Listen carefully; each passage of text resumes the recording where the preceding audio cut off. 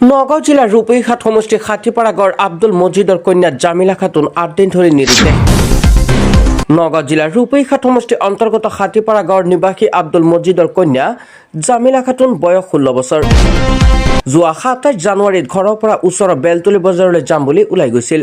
তেতিয়াৰ পৰা আজিৰ তাৰিখ পৰ্যন্ত কোনো সন্ধান পোৱা নাই জামিলা খাতুনৰ। বৰ্তমান অসহায় হৈ পৰিছে পৰিয়ালটি। ইতিমধ্যে আব্দুল মজিদে ৰূপেইঘাট আৰক্ষী চকীত নিৰুদ্দেশ হোৱা জাননী দিছে। যদি কোনো সদাশয় ব্যক্তিয়ে জামিলা খাতুনক দেখা পায় তেন্তে 9864996196 এই ফোন নম্বৰত যোগাযোগ কৰিবলৈ কাটৰ আহ্বান জনাইছে পৰিয়ালৰ লোকে। নগাঁৱৰ পৰা প্ৰাঞ্জল নাথৰ ৰিপৰ্ট। খাটিপাৰা গাঁও ৰূপেইঘাট সমষ্টি নগাঁও জিলা অসম। মোৰ নাম আব্দুল মজিদ। মোৰ এজাহাৰ দিছোঁ মোৰ ছোৱালী এজন হেৰাইছে। বেলতলী বজাৰ কৰিবলৈ গৈছিলে, তাতেই মানে মণিহাৰী কিনিবলৈ বুলি ঘৰৰ পৰা ওলাইছে 10:30মান বজাত। যোৱা 27 তাৰিখে দিনৰ 10:30মান বজাত তাৰ পৰা নিৰুদ্দেশ হৈছে। আজি মানে এসপ্তাহ হৈ গ'ল। মই বিচাৰ খোচাৰ কৰিলোঁ, ক'তো নাপালোঁ। মই নিউজ চেনেল জৰিয়তে মই ছাৰহঁতক মাতিছোঁ।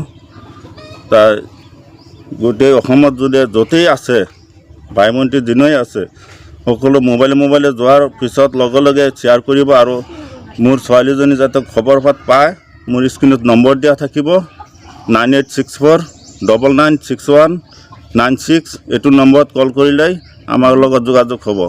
আপোনাৰ ছোৱালীজনীৰ নাম কি? মোৰ ছোৱালীজনীৰ নাম জামিলা খাতুন।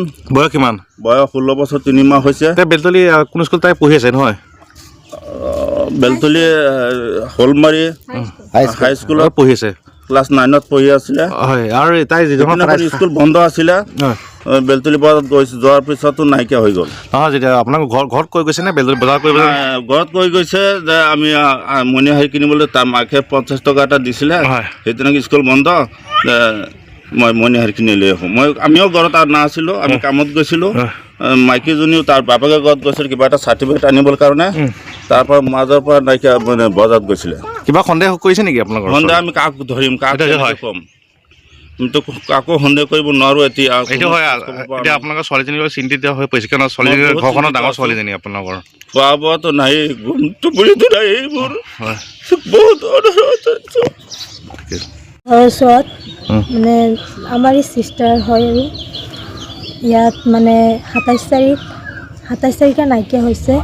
তাই কৈছিল তাৰ মাৰ ওচৰত যে 50 টকা এটা দিয়া, মই কচমেটিকৰ দোকানত যাম।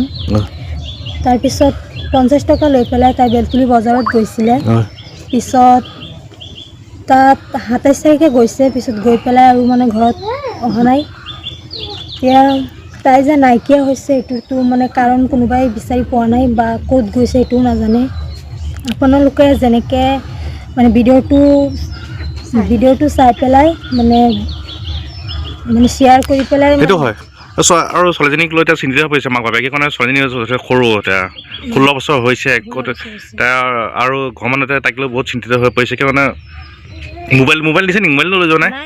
মোবাইল নিয়া নাই? আধাৰ কাৰ্ডটো লৈ গৈছে। আৰু কিবা সন্দেহ হৈছে নেকি? কাৰোবাৰ ওপৰত সন্দেহ হৈছে নেকি? কিবা মোবাইলত কাৰোবাৰ লগত কথা পাতে নেকি? কিবা নাই, ঘৰত মানে এনেকুৱা কোনো গম পোৱা নাই যে কাৰোবাৰ লগত কথা পাতে নে নাই। হয়, সেইটো গম পোৱা নাই। তাইক লৈ এতিয়া জামিলা খাতুনক লৈ বাপেক মাক বহুত চিন্তিত হৈ পৰিছে। কি বহুত মানে তাইৰ বাপেকে মা আৰু বহুত চিন্তিত, গোটেই পৰিয়ালটো বহুত চিন্তিত হৈ পৰিছে। হয়, তোমাৰ কিবা হয়? মোৰ মানে চিষ্টাৰ বুলি মাতো। ঠিক আছে, ধন্যবাদ।